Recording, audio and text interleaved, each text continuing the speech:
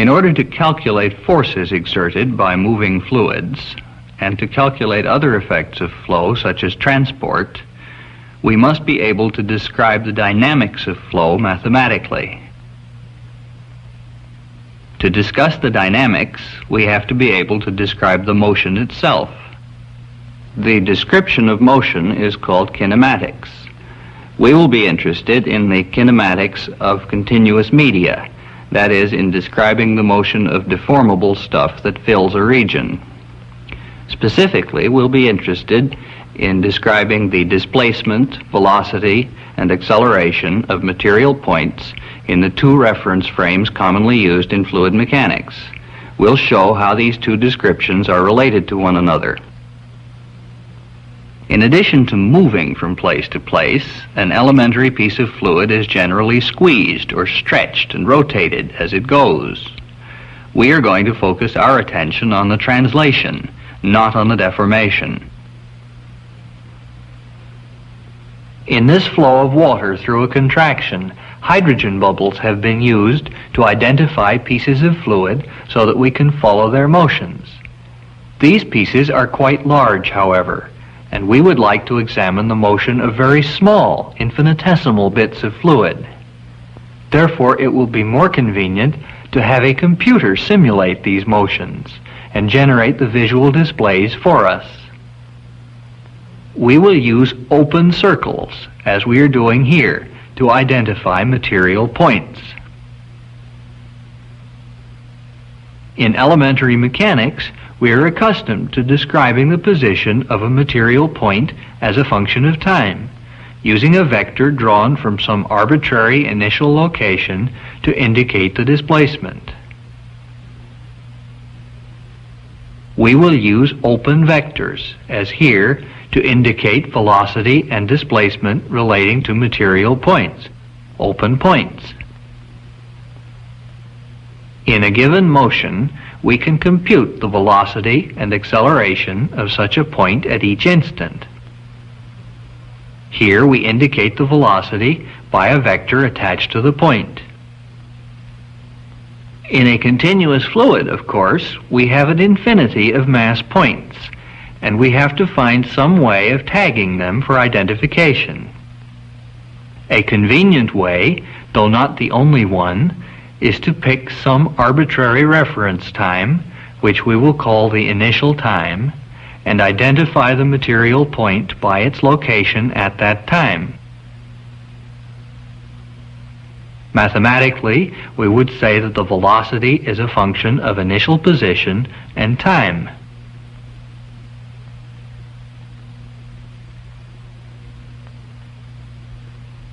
To accord with this description, we have shown the vector attached to the initial position. We could show the vector attached to the moving point, or use both.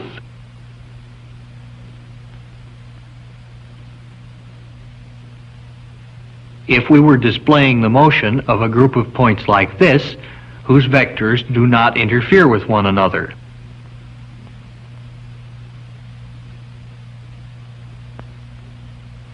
To display the whole motion, and in more complicated situations, we avoid interference by showing the vector only at the initial location.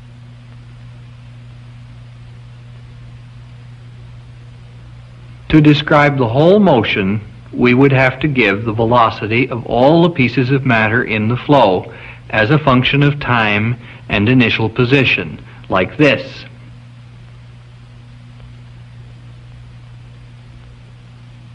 This description, in terms of material points, is called a Lagrangian description of the flow. Such coordinates are called Lagrangian or sometimes material coordinates. From the Lagrangian velocity field, we can easily calculate the Lagrangian displacement and acceleration field.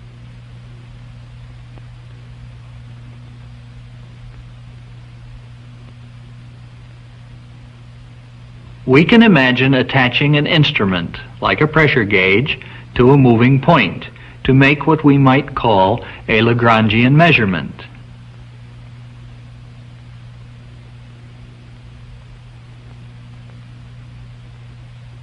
This sort of thing is attempted in the atmosphere with balloons of neutral buoyancy. If the balloon does indeed move faithfully with the air, it gives the Lagrangian displacement. Such Lagrangian measurements are actually very difficult, particularly in the laboratory.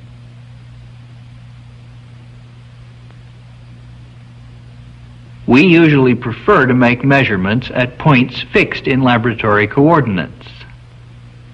Classically, the idea of a field, such as an electric, magnetic, or temperature field, is defined by how the response of a test body or probe, like this anemometer, varies with time at each point in some coordinate system. Here we are probing in laboratory coordinates. We will always indicate such probing points, points in a coordinate system fixed in our laboratory, and the velocities measured there by solid points and solid arrows.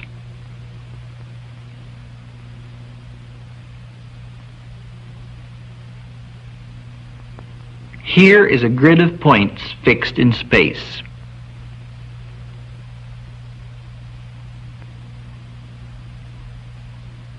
We show the velocity at each point.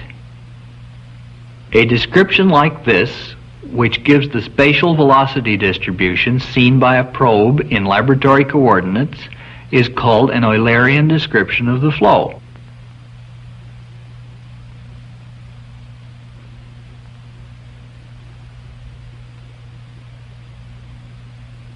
Although the physical field is the same, the Eulerian and Lagrangian representations are not the same, because the velocity at a point in laboratory coordinates does not always refer to the same piece of matter. Different material points are continually streaming through the same laboratory point. The velocity that a fixed probe would see is the velocity of the material point that is passing through the laboratory point at that instant.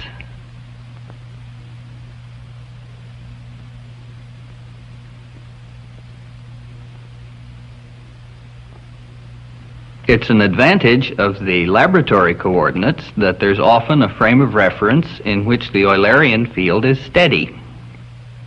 Just as we simulated the flow in the contraction, we can simulate the flow under a free surface gravity wave like this.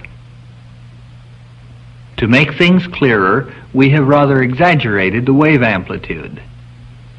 Let's take a closer look.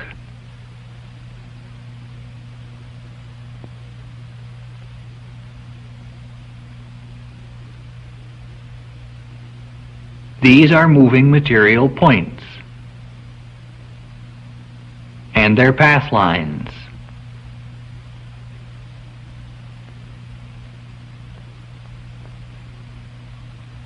Here are the velocities of the moving points, the Lagrangian velocities attached to the points, and here also attached to their initial locations. In any flow, the Lagrangian field can only be steady if each material point always experiences the same velocity. This degenerate case only happens in a steady parallel flow. Here now is the Eulerian description. In this wave motion, neither the Eulerian nor the Lagrangian description is steady. In fact, they have an identical appearance.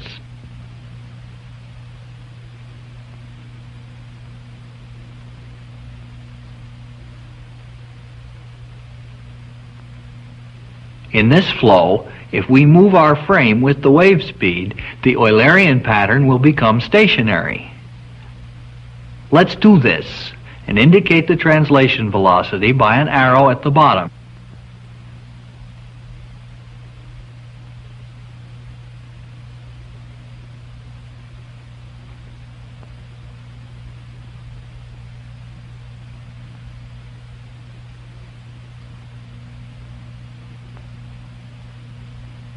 Now let's resolve the velocities into components. The horizontal component is the velocity with which our frame is translating. The other component is the material point velocity in the original frame of reference. Let's see that catch up again.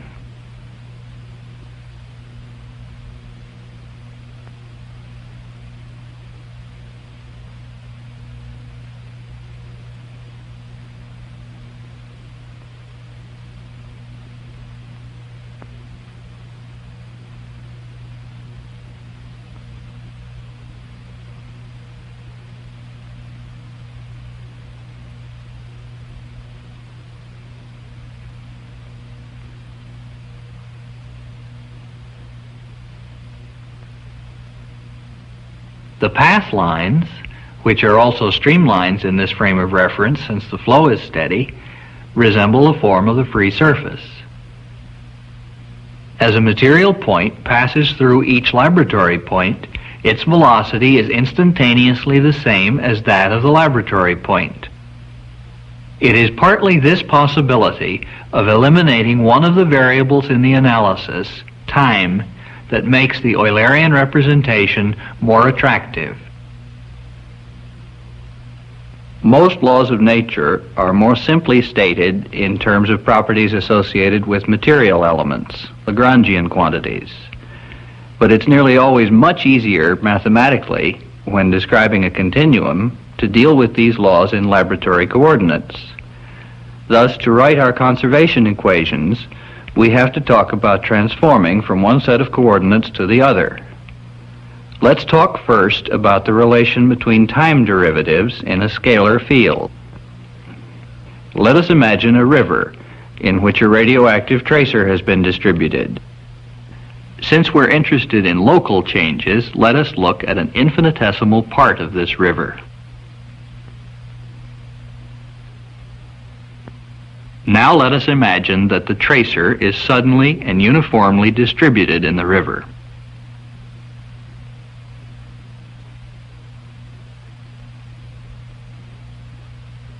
These dots that are gradually disappearing symbolize the tracer, which is gradually decaying everywhere. These filled-in circles represent two laboratory points, which are infinitesimally close together on the same streamline, but which look far apart in our expanded view of the river. Since in this case we distributed the tracer uniformly, the radioactivity at the two laboratory points is the same, but is changing with time.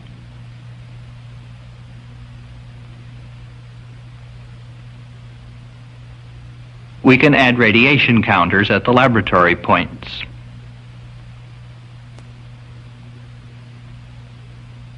The solid bars on these Eulerian radiation counters indicate the level of radioactivity at these two laboratory points.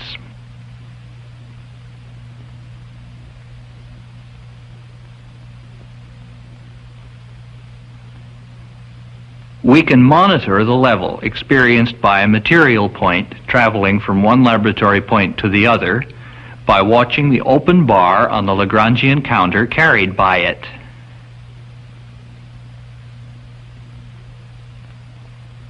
The dashed bar represents the value recorded by the Lagrangian counter as the material point passed through the left-hand laboratory point. Comparing the before and after values of the Lagrangian counter, it is evident that the traveling point sees only the same change that each of the laboratory points sees. This can be written as the time difference multiplied by the rate of change with time. Suppose now, however, that the tracer is not uniformly distributed in the river, but that the intensity is greater upstream.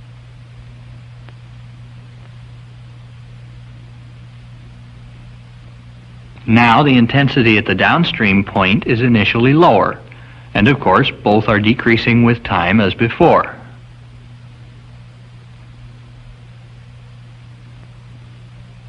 Just as before, the only change experienced by the material point is due to decay. The change seen at a laboratory point is not, however, since new material of originally higher intensity is being swept past. To express the change experienced by a material point in Eulerian variables, we need two terms: the change of intensity with time at a fixed point, and the intensity difference between laboratory points at a fixed time.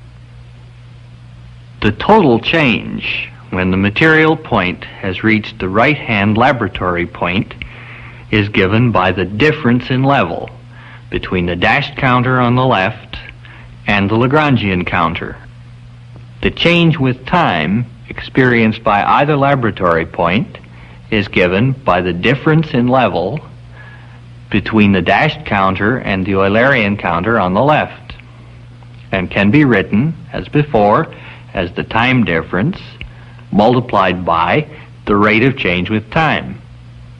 The change due to the intensity difference between the laboratory points at any time is indicated by the difference in level between the two Eulerian counters, and can be written as the distance traveled multiplied by the spatial gradient in the direction traveled. The distance traveled can be written as the time difference multiplied by the magnitude of the velocity.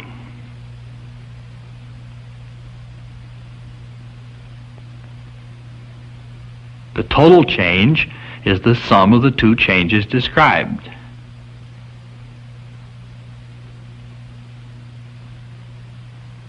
The material or substantial derivative is the name given to the expression multiplying the time difference.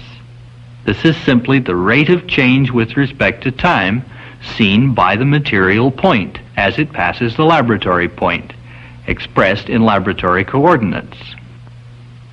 Since it's to emphasize that the material derivative is the rate of change seen by a material point as it passes a laboratory point, but expressed in laboratory coordinates.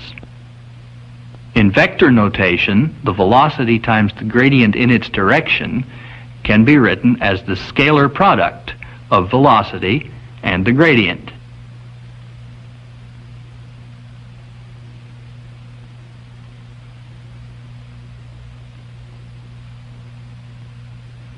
We're also interested in the material derivative of a vector field such as the velocity.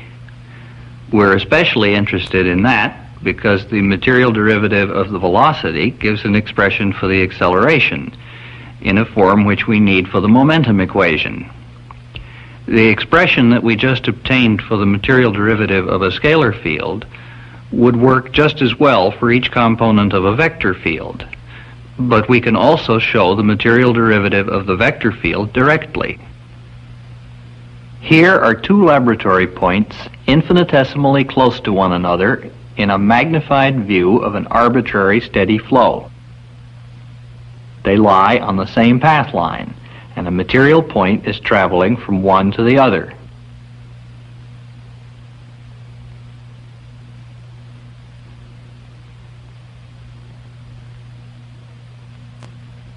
The velocity of the material point is indicated by an open arrow attached to it.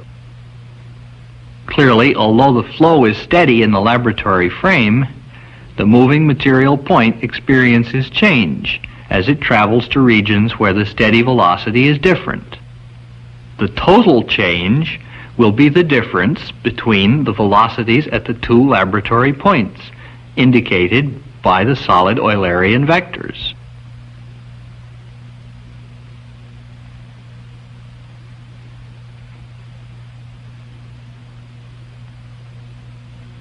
The amount of the change will be easier to see if we attach the Lagrangian vector to the left-hand laboratory point, taking as our initial or tagging time the time when the material point passes that laboratory point. The difference between the Eulerian vector and the Lagrangian vector at the left-hand point gives at each instant the change that the material point has experienced.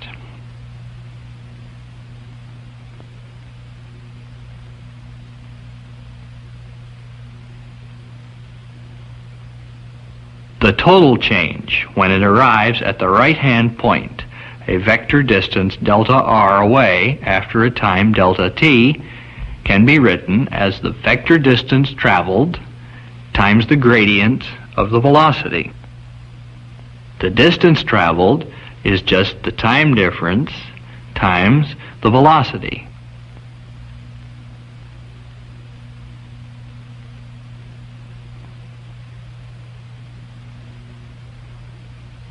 Now, if the velocity of the entire flow changes with time, as it does here, the Eulerian vectors also change with time.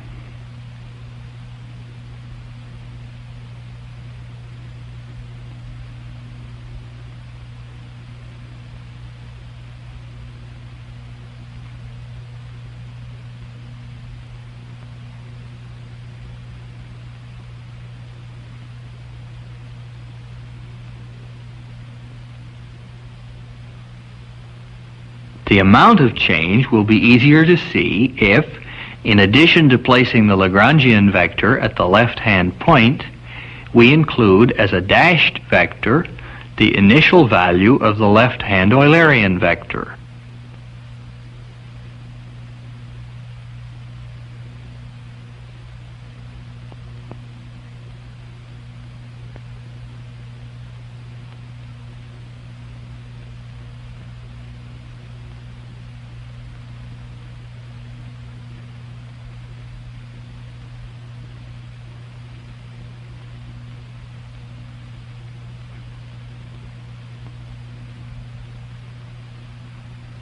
Now, when the material point has arrived at the right-hand laboratory point, the total change it has experienced is given by the difference between the dashed vector and the Lagrangian vector. But this can be broken into two parts. The difference between the velocities at the left and right-hand laboratory points at this instant is given by the difference between the Eulerian and Lagrangian vectors on the left. The change each laboratory point has undergone during this time is given by the difference between the dashed and Eulerian vector on the left. The spatial velocity difference can be written as before as the time difference times the velocity times the gradient of the velocity. The temporal velocity difference can be written as the time difference times the rate of change with time at a laboratory point. To find the total change, we must vectorially add the two effects.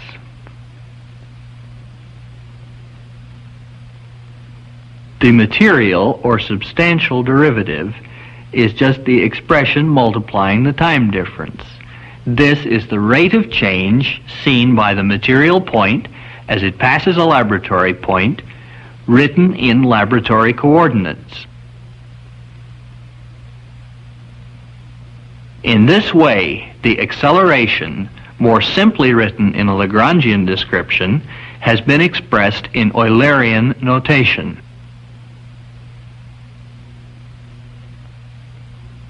To summarize what we have seen, we can tag the material points in a flow by using their locations at some reference time, and then give their displacement, velocity, and acceleration as functions of time and initial position. This is called a Lagrangian description. Alternatively, we can define a coordinate system arbitrarily and probe to find the displacement, velocity, and acceleration at points fixed in that system. This is called an Eulerian description. This has the advantage that it is sometimes possible to find a system in which the flow is steady. It is also mathematically enormously more convenient. We nearly always write the conservation equations for a continuum in this Eulerian system. It has the disadvantage that we're not always referring to the same material point.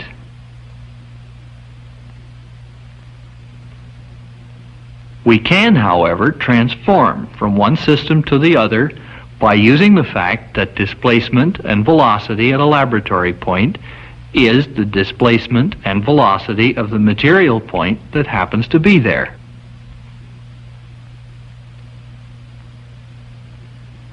To express in Eulerian field variables the change experienced by a material point, we must take account not only of the change with time of properties at a fixed point, but also of the change of properties with position at a fixed time.